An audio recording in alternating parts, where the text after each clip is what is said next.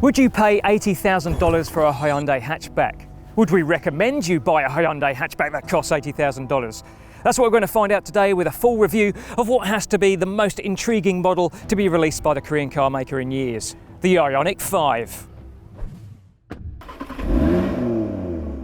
In this video, we're going to take a look at the IONIQ 5's retro-futuristic styling, explore a very distinctive Hyundai interior, check out the realistic driving range plus performance, and see if the IONIQ 5 is enjoyable and comfortable to drive. If you enjoy this video, give us a like by clicking on the thumbs up button. Doesn't cost you anything and it makes us feel all warm and fuzzy. And why not subscribe to the Wheels channel to keep up with all our latest videos. If the IONIQ name sounds familiar, well, that's because there already is a Hyundai IONIQ. There's a range of them, in fact, been around a few years now, and that starts with a hybrid, kind of an answer to the Toyota Prius, a plug-in hybrid, and there's even a pure EV. Now, the future of these models is uncertain, because certainly they do create a little bit of confusion in the showroom, particularly with the EV model. And the key thing with the IONIQ 5 is that it sits on a new dedicated battery electric vehicle architecture called EGMP, and it is the first in a range of models that will sit under an IONIQ EV sub-brand. The number 5 suggests that this won't be the smallest IONIQ in the range. However, so far we only know that there's going to be an IONIQ 6 sedan and an IONIQ 7 large SUV. Now, this IONIQ 5 is a much bigger car than you might imagine from the pictures. It's way bigger than a Kona SUV, it's bigger than an i30 hatch, and it's even fractionally longer than Hyundai's mid-size SUV, the Tucson, which is pretty amazing. Now, helping to mask the size of this car are the overhangs, which are really short front and rear. The size of this vehicle comes in the wheelbase. The distance between the front and rear axles, 3 meters. That's actually slightly longer than that of an Audi A8 limo. The IONIQ 5 size helps put its pricing into perspective because the $75,900 price tag for the all-wheel drive version we're reviewing here makes it the most expensive model currently in Hyundai showrooms. Although don't go to a Hyundai dealership to buy it just yet because the initial 400 units are being sold exclusively online. There's a slightly more affordable single-motor rear-wheel drive version available now with less performance but stacked with a big pile of standard features just like the dual-motor model. To access the best EV subsidies currently available in Australia, however, you'll need to wait until 2022 for an entry-level IONIQ 5. This version will feature a smaller battery, but is expected to be priced much closer to the cheapest Tesla Model 3, which starts from a smidge under $60,000. At the other end of the budget spectrum, Spy Shots tell us an IONIQ 5N will eventually top the range.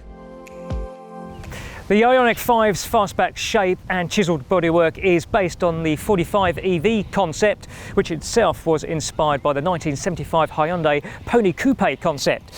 Lots of details to talk about just on the front end, going from top to bottom. Got a clamshell bonnet here, full width of the car, the first clamshell bonnet on a production Hyundai. Below that, we've got these really cool looking pixelated LED daytime running lights in a U shape, and inside of those are LED headlamps. In the middle here, where you'd have a traditional grille, this is what Hyundai calls the sensor zone because it's got lots of sensors and also a camera right there, more sensors down here in the middle of the bumper. Now you may not see it in this light, but this section here, that's some stripy LEDs, so they look really cool at night. Then the lower bumper, these bits here are air flaps, which when closed help to reduce drag when you're driving along. That helps to improve range with improved air efficiency. And if the system decides it needs a bit more air to cool componentry inside, they open up, which is pretty clever. Onto the profile view, and we've got these really cool iris blade effects for the wheel arches, front and rear. Flush door handles, which pop out. I'll show you how that works a bit later. This heavy crease angling down the flanks like that, and they intersect with these really cool straight lower panels here. And at the back, this C-pillar, steeply raked, 45 degrees. And then you've got these wheels, 20 inches. They are pretty big. And the rims here, these are aerodynamically optimized. There's Hyundai, and this whole center section here is filled in, so it helps the wind push past. So the holy bits, as it were, are just around the outside of the wheel. And this is all wrapped in some sporty Michelin Pilot Sport EV rubber.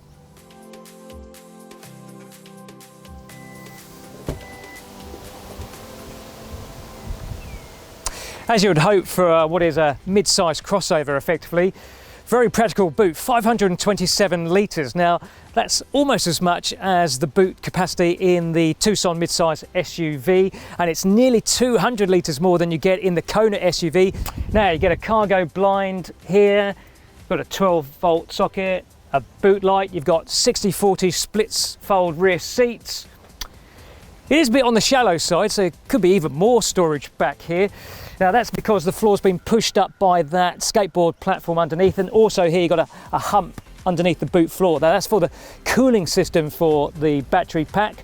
Also under here, we've got all your charging cables. So here we've got your conventional Type 2 socket and your regular power socket for back at home. Now that's slow charging.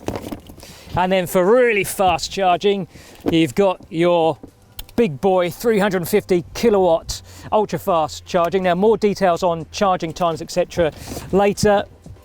Tire mobility kit, and then here in this little pack is the IONIQ 5's EV party trick. This vehicle to load adapter ingeniously turns the IONIQ 5 into a portable power source, allowing you to plug in, say, camping appliances or your laptop in case it's running out of battery and you need to do some urgent work.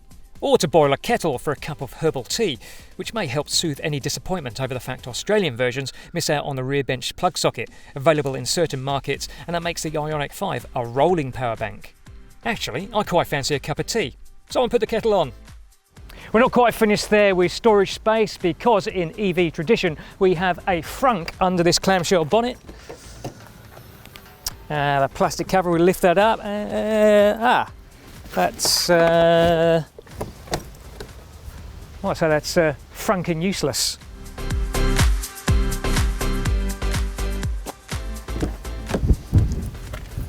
Before I jump in completely, I do want to show you a great detail down in the driver's footwell. The pedals, you've got a minus symbol on the brake pedal and you've got a plus symbol on the accelerator pedal. And that makes sense because your accelerator pedal is your go and your brake pedal is your stop. Though you could also say it's the wrong way around, because pressing the accelerator pedal drains the battery, where the brake pedal, because of regenerative braking, well, that charges the battery. You've got a nice wide footrest over here on the left, then a fully flat floor, which is enabled by the cabin body sitting on top of that skateboard platform.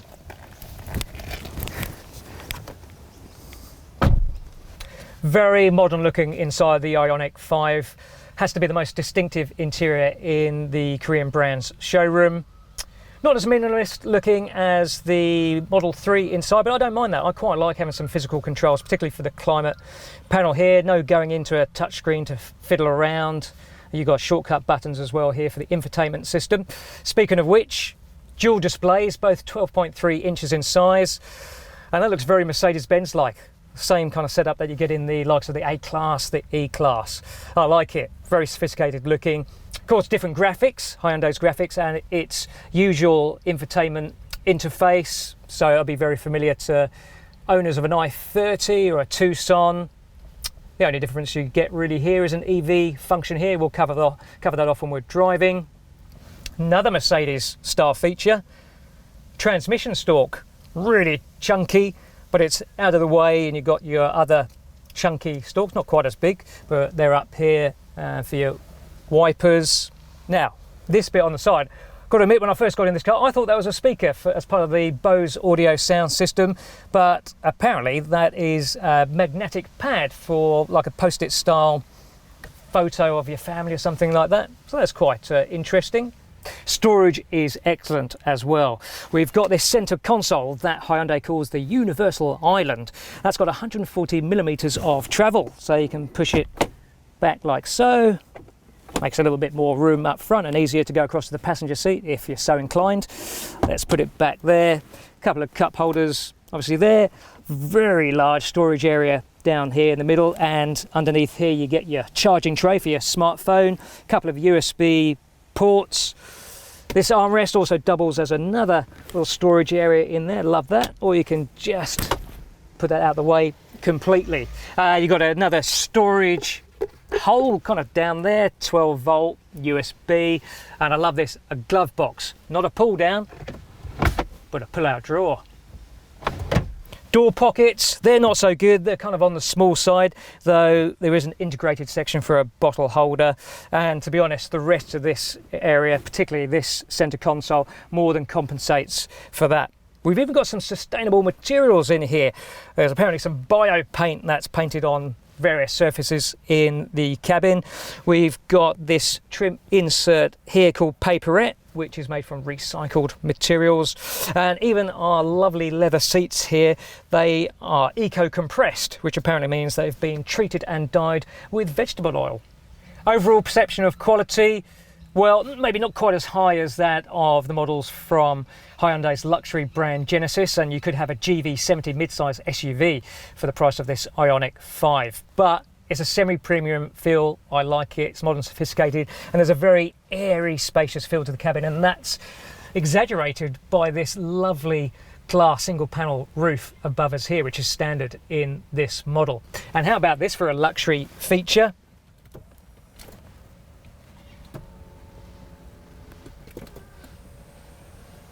Oh, see you later. So this is like a lounger mode, if you like. You get a leg rest that comes up and fully reclined seat back. I guess you could say this is kind of useful if you want to grab a quick shut-eye while you're waiting for your IONIQ 5 to fast charge when you're out on the open road.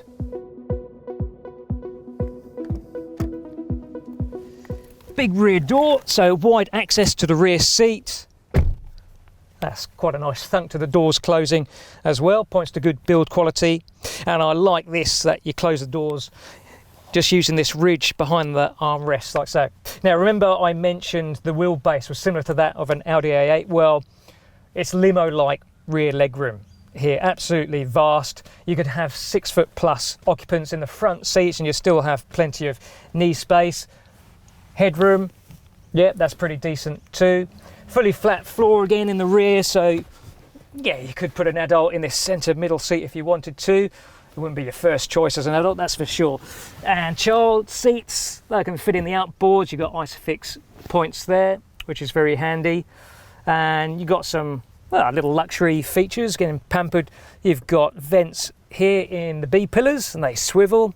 That's kind of cool.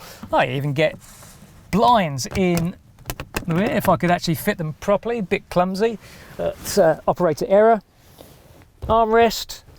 Couple of cup holders, another storage area down here, and a couple of USB ports. All in all, this is not a bad place to sit. Both IONIQ 5 models available now feature a 73 kilowatt-hour lithium-ion battery. The rear-wheel drive version operates on a single motor, producing 160 kilowatts and 350 newton meters. The all-wheel drive model we're testing adds an electric motor to the front axle for significantly more power torque and notably faster acceleration. There's a small trade-off in range though. The high cabin floor of the IONIQ 5 means you naturally sit higher than your average hatchback, so you get a great view out in front to the side, not really much of a blind spot anywhere, and there's plenty of adjustment in the seating position too, so you make the seat go even higher if you like. Just wondering though, for taller drivers, whether the steering wheel might obscure the driver display ahead. It's fine for my height, that's where being just 5'8" does come in handy sometimes.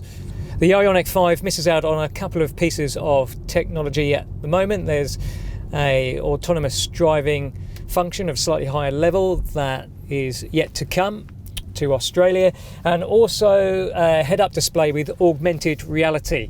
So we are expecting them perhaps in 2022, all being well, but for now you don't get them. As with other EVs with paddle shift levers, they're not for changing gear because it's a single speed transmission. So they are for adjusting the level of aggression of the regenerative braking. We're in level 0 at the moment, which means there's no retardation whatsoever, just rolling on. Level 1, level 2, yeah, bit more of a slowing effect. Then level 3, slowing even quicker. Or press it again and you get what Hyundai calls iPedal, and that is the full one pedal driving experience. So come up to a set of lights like this, just come off the accelerator, stop. I'm not touching any pedals whatsoever. Even on a hill, the car remains stopped, and then just take off again like normal, pressing the accelerator pedal. My preferred setting is level 2, which gives you a nice sort of in-between mode of the regenerative braking. So yeah, a little bit of retardation when you come off the accelerator pedal, but not too excessive, and you still use the brake pedal for coming to a complete stop. And I quite like it because this is a rare EV that's got quite nice brake pedal feel.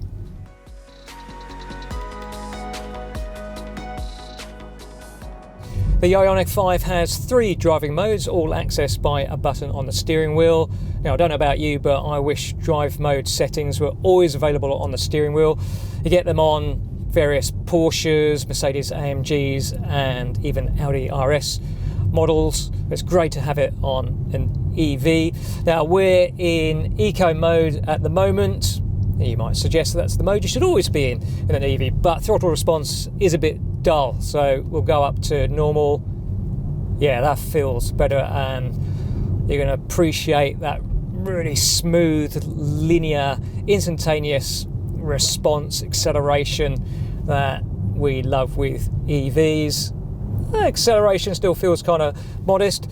We're just using the rear electric motor at the moment. That's the main one. The front motor will come in if you accelerate harder in normal mode, but if we put it into sport, well, that brings the front motor into play straight away. Oh! Okay, that is the kind of pin back acceleration we've come accustomed to with EVs. That felt great. That's quick. That's where you can really believe Hyundai's quoted time of 5.2 seconds for the all-wheel drive Ioniq 5, 2.2 seconds quicker than the rear-wheel drive, which we've yet to drive, but that's quite a bit of difference.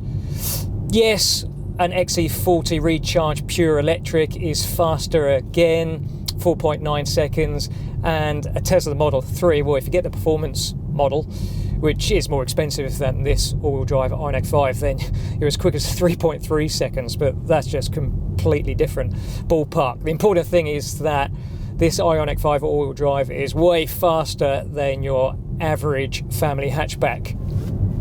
The Ioniq 5's ride quality certainly isn't perfect. You can feel the heaviness of that skateboard chassis below. This is a vehicle that weighs about 2.1 tons in this all-wheel drive spec, and you can feel the firmness of the 20-inch wheels, particularly at low speed. So in general driving, there's some lumpiness to the ride.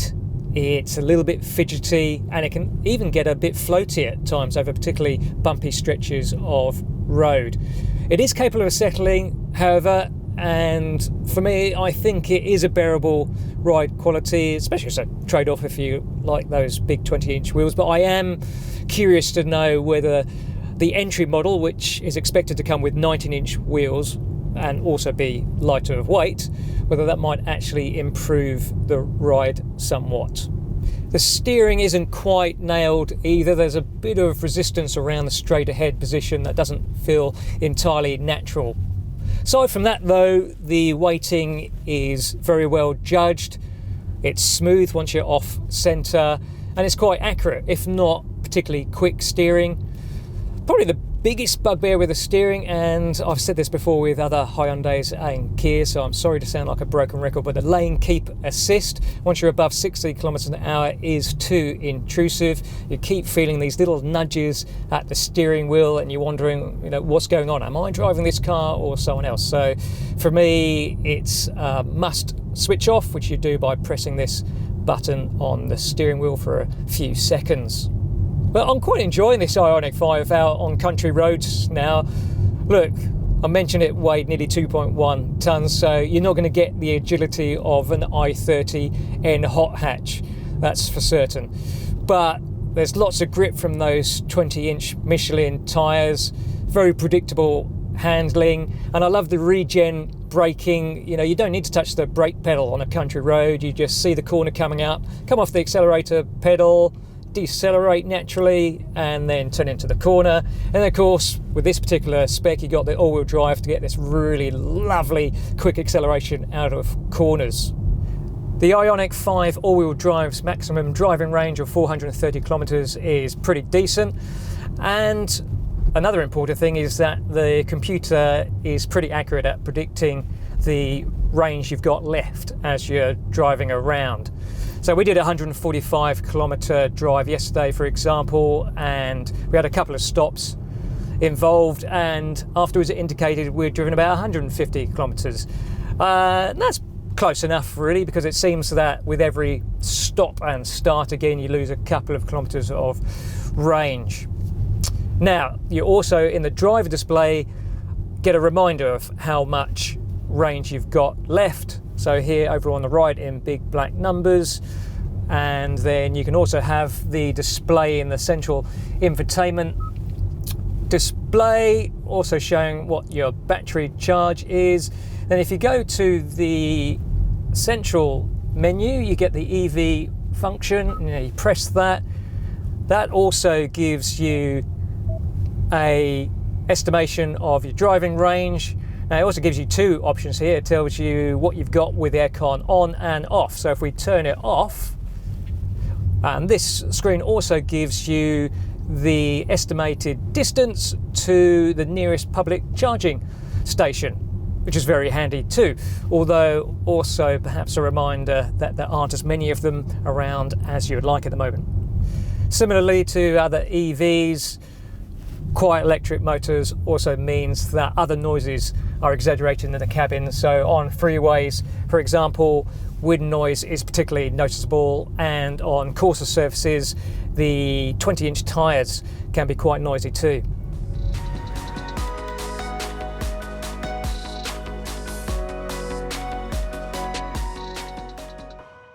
There's a potential to replenish the IONIQ's battery in just 17 minutes, topping it up from 10 to 80% via the crossover's 800-volt charging capability, which is double the industry standard and shared with the Porsche Taycan no less. You just need to get your hands on a 350 kilowatt DC ultra-fast charger, of which there are very few around, certainly in Australia. More realistically, owners are looking at just over 6 hours for the same percentage jump using AC charging on a 10.5 kilowatt home wall box. You can plug the IONIQ into a regular power socket, but charging is ultra-glacial. The car informed us it would take 26 hours to take it from 66% to fully charged.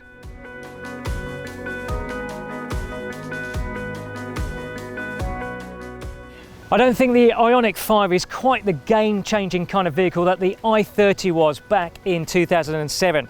To be that, it really needs to be more affordable to help convert the masses to EVs. But it is a very cool Hyundai, and it's definite proof that the company has the engineering nous and the design nous to take on Tesla at its own game. Under this clamshell bonnet, we've got a Frunk. Sorry. See, you roll up to a junction and you move out when there's no traffic coming. It's not difficult. Bye-bye. Thank you. Toodly pip.